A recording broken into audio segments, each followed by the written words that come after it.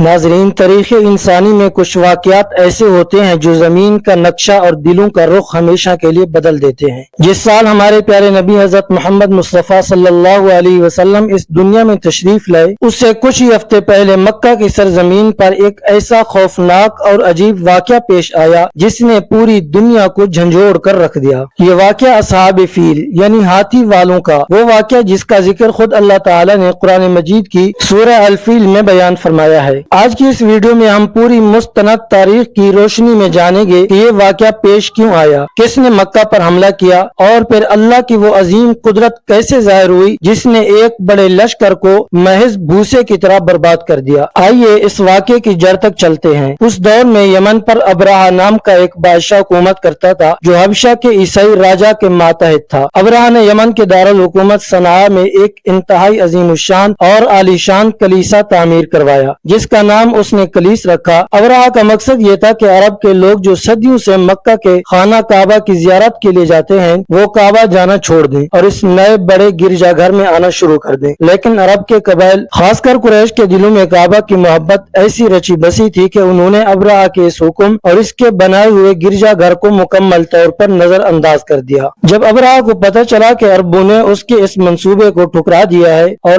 آج بھی ان کا جھکاؤ مکہ کے کعبہ کی طرف ہی ہے تو وہ غصے سے پاگل ہو اٹھا۔ اس نے قسم کھائی کہ وہ اس عمارت یعنی خانہ کعبہ کی اینٹ سے اینٹ بجا کر اسے نیست و نابود کر دے گا۔ ابرہہ نے ایک بہت بڑا اور خوفناک لشکر تیار کیا۔ اس لشکر میں 72 بند سپاہی، گھوڑے اور جنگی ہتھیار شامل تھے۔ سب سے بڑی اور خاص بات یہ تھی کہ اس لشکر کے ساتھ ایک انتہائی طاقتور اور جسیم ہاتھی بھی تھا جس کا نام محمود تھا۔ عرب کے لوگ اس زمانے میں جنگوں کے لیے ہاتھیوں کے استعمال سے ناواقف تھے، اس لیے یہ ہاتھی اس لشکر کا سب سے بڑا نفسیاتی ہتھیار تھا۔ لشکر نے مکہ کی طرف کوچ کیا۔ راستے میں یمن اور حجاز کے کئی قبائل نے اس لشکر کو روکنے کی کوشش کی لیکن اس عظیم فوج کے سامنے وہ ٹک نہ سکے اور شکست کھائی۔ آخرکار یہ لشکر مکہ کے قریب پہنچ کر ایک وادی میں پڑاؤ ڈالتا ہے۔ ابرہہ نے اپنے ایک قاصد کو مکہ کے سردار کے پاس بھیجا اور کہلایا کہ ہم تم سے لڑنے نہیں آئے، ہمارا مقصد صرف اس گھر یعنی کعبہ کو گرانا ہے۔ اگر تم رکاوٹ نہیں ڈالو گے تو تمہاری جان اور مال محفوظ رہیں گے۔ اس وقت مکہ کے سردار اور متولی حضرت عبد المطلب تھے۔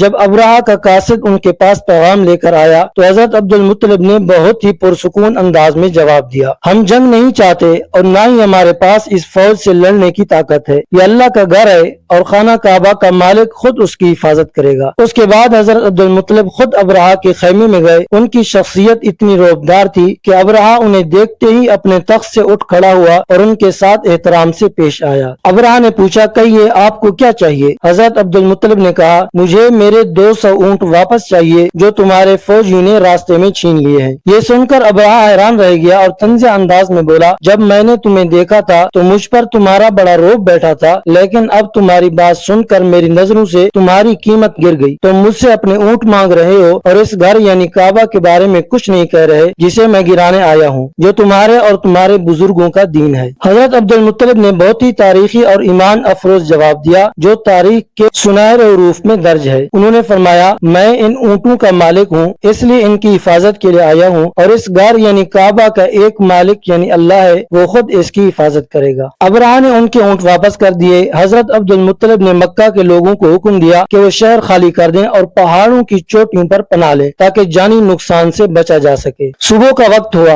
ابرہہ نے اپنے لشکر کو کعبہ کی طرف بڑھنے کا حکم دیا۔ ہاتھی محمود کو آگے کیا گیا تاکہ وہ کعبہ کی طرف قدم بڑھائے، لیکن قدرت کا کرشمہ دیکھیے، جیسے ہی ہاتھی کو مکہ کی طرف موڑا جاتا وہ زمین پر بیٹھ جاتا۔ اسے مارا گیا، ڈرایا گیا، لیکن وہ 1 انچ بھی آگے نہیں بڑھا۔ سپاہی اسے یمن یا دوسری سمتوں کی طرف منہ کر کے اٹھاتے تو وہ فوراً دوڑنے لگتا، لیکن جیسے ہی مکہ یا کعبہ کی طرف اس کا رخ کیا جاتا وہ پھر سے چٹان کی طرح زمین پر بیٹھ جاتا۔ اسی لمحے آسمان کی طرف سے ایک عجیب منظر دکھائی دیا۔ سمندر کی طرف سے پرندوں کے بڑے بڑے جتھے نمودار ہوئے۔ ہر پرندے کی چونچ میں اور دونوں پنجوں میں کنکر یعنی مٹی کے پکے ہوئے پتھر دبے ہوئے تھے۔ قرآن مجید کی سورہ الفیل میں اللہ تعالیٰ اس منظر کو بیان کرتا ہے، الم تر کیف فعل ربک باصحاب الفیل، کیا تم نے نہیں دیکھا کہ تمہارے رب نے ہاتھی والوں کے ساتھ کیا کیا؟ الم یجعل کیدہم فی تضلیل، کیا اس نے ان کی چال کو برباد نہیں کیا؟ وارسل علیہم طیرا ابابیل، اور ان پر جتھوں کے جتھے پرندے بھیجے، ترمیہم بحجارۃ من سجیل، جو ان پر کنکر اور پتھر برسا बरसा रहे थे। फजअलहुम कअस्फिन मअकूल, चुनाचे उसने उन्हें खाए हुए भूसे की तरह बना डाला। वो छोटे छोटे पत्थर जिस सिपाही को लगते उसका जिस्म छलनी हो जाता और वो वहीं ढेर हो जाता। उस लश्कर में भगदड़ मच गई। वो जान बचाकर भागने लगे। खुद अबरहा के जिस्म का गोश्त गल सड़कर गिरने लगा और वो तड़पते हुए यमन वापस जा पहुंचा, जहां रास्ते में ही इबरतनाक मौत का शिकार हुआ। नाजरीन, ये वाकया सिर्फ एक तारीखी वाकया नहीं है, बल्कि ये इस बात का पुख्ता सबूत है कि इस कायनात का एक हकीकी मालिक है, जिस घर की हिफाजत की जिम्मेदारी खुद अल्लाह ने ले ली हो, दुनिया की कोई ताकत उसे कैसे मिटा सकती है। और इसी वाकये के ठीक कुछ हफ्ते बाद रबीउल अव्वल के मुबारक महीने में इसी मक्का की सरजमीन पर आखिरी नबी हजरत मोहम्मद सल्लल्लाहु अलैहि वसल्लम की विलादत हुई। वही नूर जिसने पूरी दुनिया को कुफ्र और अंधेरों से निकाल कर तौहीद के नूर से जगमगा दिया। उम्मीद है कि आपको ये मुस्तनद तारीखी वीडियो पसंद आई होगी। अगर ये वाकया आपके दिल को छू गया हो तो वीडियो को लाइक करें, दोस्तों के साथ शेयर करें और हमारे चैनल मन्नान आसिफ को सब्सक्राइब करना न भूलें। मिलते हैं अगली वीडियो में, तब तक के लिए अल्लाह हाफिज।